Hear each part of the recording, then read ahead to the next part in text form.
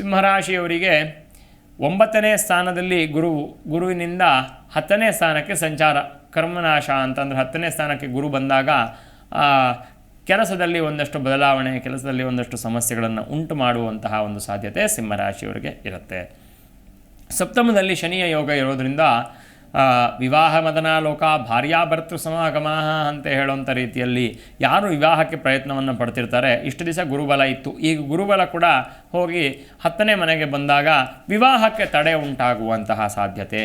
ಭಾರ್ಯಾಭರ್ತೃ ಸಮಾಗಮ ಅಂತ ಸಪ್ತಮ ಸ್ಥಾನವಂತ ಹೇಳುವಂಥ ರೀತಿಯಲ್ಲಿ ಭಾರ್ಯಾಭರ್ತೃವಿನ ಮಧ್ಯದಲ್ಲಿ, ಗಂಡ ಹೆಂಡತಿಯರ ಮಧ್ಯದಲ್ಲಿ ಒಂದಷ್ಟು ವೈಮನಸ್ಯಗಳು ಪ್ರಾಪ್ತವಾಗುವಂತಹ ಸಾಧ್ಯತೆ ಸಿಂಹರಾಶಿಯವರಿಗೆ ಕಾಣಸಿಗತ್ತೆ.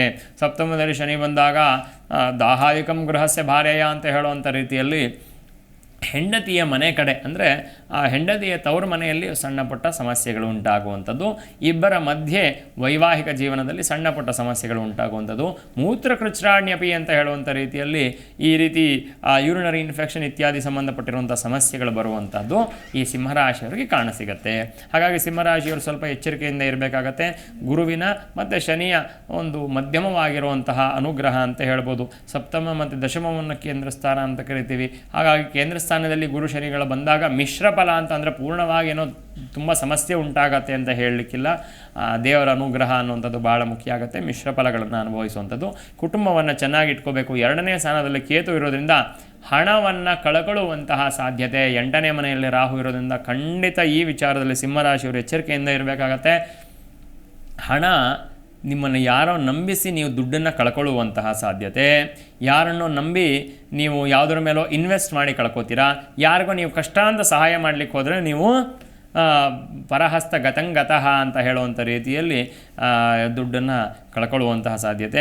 ಕುಟುಂಬದಲ್ಲಿ ನಿಮ್ಮ ಮಾತಿನಿಂದ ಅನೇಕ ಗೊಂದಲಗಳು ಅನ್ನೋಂಥದ್ದು, ಕೌಟುಂಬಿಕವಾಗಿ ಸಮಸ್ಯೆಗಳು ಪ್ರಾಪ್ತವಾಗುವಂಥ ಸಾಧ್ಯತೆ ಸಿಂಹರಾಶಿಯವರಿಗಿದೆ. ಕುಟುಂಬದ ವಿಚಾರ, ಹಣಕಾಸಿನ ವಿಚಾರದಲ್ಲಿ ಇನ್ವೆಸ್ಟ್ಮೆಂಟ್ ಮಾಡುವಂಥದ್ದು, ಹೊಸ ಕೆಲಸ ಕಾರ್ಯದಲ್ಲಿ ಎಲ್ಲೋ ದುಡ್ಡು ಹಾಕರೆ ಬರುವಂಥದ್ದು, ವಿಶೇಷವಾಗಿ ಶೇರಿಗೆ ಸಂಬಂಧಪಟ್ಟಿರುವಂಥ ಬಿಸ್ನೆಸ್ಸು ಇತ್ಯಾದಿ ಮಾಡುವಂಥವ್ರು ಎಚ್ಚರಿಕೆಯಿಂದ ಇರಿ. ಸಿಂಹರಾಶಿಯವರಿಗೆ ಈ ವಿಚಾರದಲ್ಲಿ ಎಚ್ಚರಿಕೆಯಿಂದ ಇದ್ದರೆ ಇನ್ನು ಉಳಿದಿದ್ದೆಲ್ಲ ಶುಭ ಫಲಗಳು ಅನ್ನೋಂಥದ್ದು ಪ್ರಾಪ್ತವಾಗುತ್ತೆ. ಕೆಲಸ ಕಾರ್ಯದಲ್ಲೆಲ್ಲ ಹಾಗೆ ನಡೆಯುತ್ತೆ. ಎಲ್ಲ ಒಳ್ಳೆಯದಾಗಲಿ. ಜಿ ಕನ್ನಡ ನ್ಯೂಸ್ ಈಗ ನಿಮ್ಮ ಮನೆಯಲ್ಲೇ ನೋಡಿ. ಎಲ್ಲ ಕೇಬಲ್ಗಳಲ್ಲಿ ಈಗ ಲಭ್ಯ. Sun Direct 292, Jio TV 1334, U digital 162, City cable 51, GTPL 17, Abhishek cables 821, Rockline telecommunication 51, Shri Basaveshwara number 60, Vinayaka digital number 53, in digital number 896ರಲ್ಲಿ. ನಿಮ್ಮಿಷ್ಟದ ಜಿ ಕನ್ನಡ ನ್ಯೂಸ್ ನೋಡಿ ಆನಂದಿಸಿ.